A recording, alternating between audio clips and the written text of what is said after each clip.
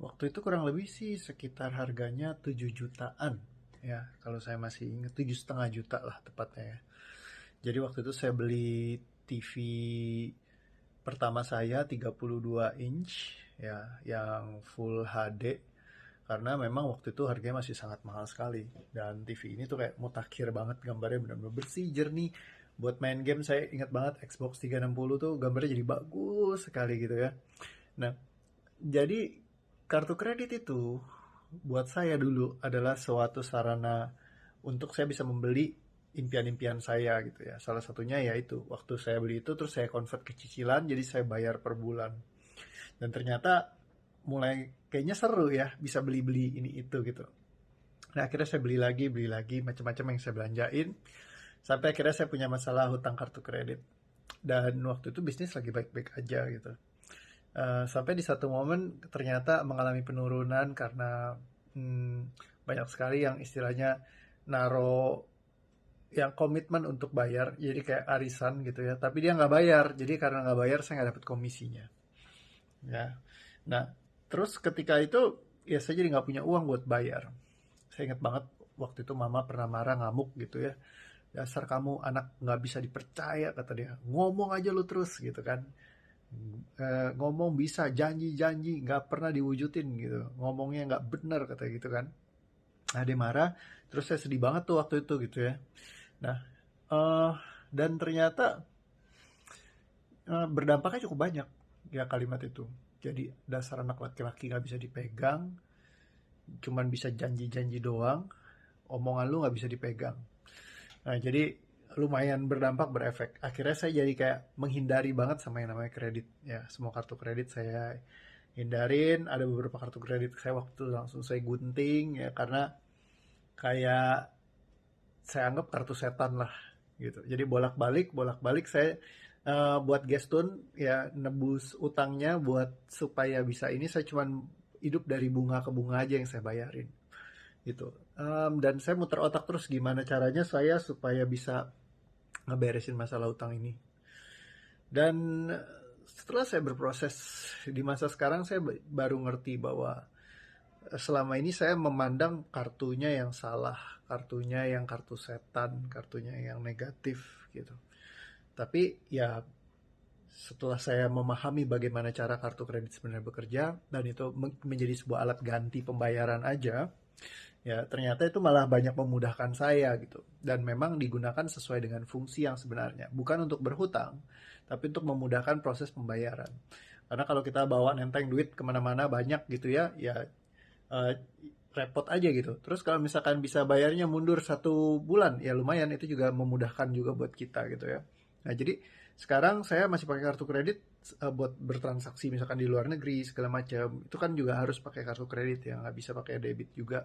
Kecuali debit Mastercard, tapi saya nggak pernah pakai karena saya nggak nyaman kalau misalkan langsung didedak dari rekening saya pribadi gitu.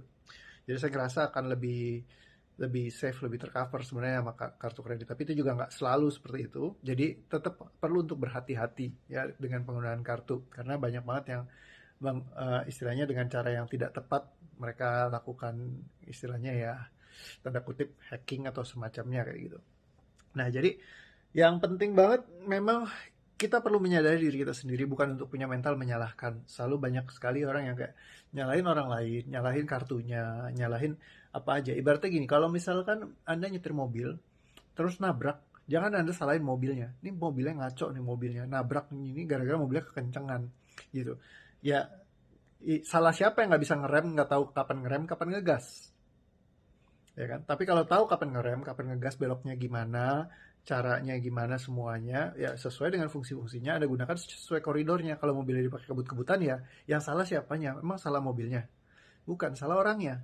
Nah sama seperti kartu kredit misalnya, kartu kredit kalau kita cap kartu setan, ya, ya sebenarnya setannya siapa? Kitanya setannya. Kenapa? Karena kita yang nggak punya kendali atas diri kita sendiri untuk bisa mengontrol istilahnya, bukan ya kalau kayak gitu mengontrol ya berarti ya cara kita berbelanja, cara kita ya mengelola uang kita, ya itu yang perlu kita memang atur semuanya, tata dengan baik gitu ya. Milikilah struktur, karena uang itu suka dengan struktur. Kalau misalkan Kerwin Ray bilang, ya money love structure, kata dia. Kalau misalkan lu nggak nggak ada structure-nya around money, ya jangan terlalu acak-acakan juga. Kalau kata dokter Kayla Leung, dia bilang, eh pastikan untuk punya clarity akan uang kamu, ya kan. Kemana aja uang kamu berjalan, bergeraknya kemana, terus jadi kalau kamu punya tabelnya, kalau dia kan buka tuh semuanya, jadi keluar tuh pengeluarannya apa, kapan, segala macam yang diperlukan gimana, itu detail banget. Dan dengan clarity dia bilang kamu punya kejernihan, kejelasan atas apa yang kamu lakukan terhadap uangmu. Nah itu juga sesuatu hal yang baik. Nah terkadang dalam hidup kita ada sesuatu yang kayak saking kita nggak suka, kita nggak mau lihat lagi. Ya, contohnya kalau soal uang dulu saya begitu. Karena saking punya banyak trauma tentang keuangan, akhirnya saya nggak mau ngelihat lagi uang saya. Jadi saya tutup mata aja deh, mau pakai berapa ya udah pakai-pakai aja gitu ya. Jadi saya nggak perhitungkan lagi, nggak ngecekin lagi semuanya, bodo amat kayak gitu. Will it grant more? Yes, bisa juga. Ya, tetap expand juga hidupku. Namun di certain level ya jadi itu yang justru ngehambat kita untuk bisa naik ke level-level yang berikutnya lagi. Nah, jadi kita perlu untuk punya willingness atau keinginan untuk mau ya punya clarity atau kejernihan tentang hal ini juga. Sehingga nanti lebih malah kejernihan ini menciptakan kenyamanan. Karena kalau buat saya itu saya males harus diatur-atur, kayaknya nggak bebas. Tapi justru dengan mengatur itu bisa mendatangkan kebebasan. Ya, terkadang seperti itu. Jadi ini hal yang perlu buat diperhatikan juga buat kita supaya kita bisa lebih paham ya. Yang bermasalah bukan kartunya, tapi kitanya yang perlu kita cek. Kalau ada hal-hal yang kayak kemarin saya cerita, kalau saya belanja itu adalah eh, ketika saya belanja yang jumlahnya besar, saya ngerasa kayak tenang banget kayaknya. Saya bisa loh, saya bisa, saya bisa loh, saya bisa, saya bisa, saya bisa. Itu kayak yang teriaknya gitu tuh di dalam hati ya. Emang nggak langsung diteriakin kayak gitu gitu ya. Cuma kayak, gue bisa loh, gue bisa loh, gue bisa loh, kayak gitu. Jadi kayak ketika membeli sesuatu tuh kayak ngerasa, wah saya jadi bisa, saya jadi mampu. Karena apa? Dari dulu saya selalu merasa nggak bisa, nggak mampu segala macam. Jadi saya harus bergerak dari energi pembuktian. Saya harus nunjukin kalau saya lebih hebat dari teman saya yang lain, saya punya yang lebih bagus, saya punya yang lebih keren gitu. Nah kalau sekarang saya lebih ke arah ya memang kalau misalkan saya suka banget, dan kebetulan dia memang lebih keren dari yang orang lain punya, ya nggak apa-apa. Yang penting karena memang saya beli karena saya senang banget, suka banget, dan memang kayak it brings me joy dan happiness gitu. Ya bukan untuk membandingkan atau lu lebih keren atau gue punya lebih bagus, tapi memang ya karena suka senang digunakan kayak gitu aja. Dan ternyata ketika kita senang happy bisa contribute banyak banget dalam kehidupan kita, bikin kita lebih senang, lebih asik ya ngejalanin hidup ya kayak gitu. Oke, dan setiap uang yang dikeluarkan bukan berarti dia akan habis total, enggak. Tapi selalu kalau kitanya rajin create, ya kita bisa hasilkan uang lagi lebih banyak lagi.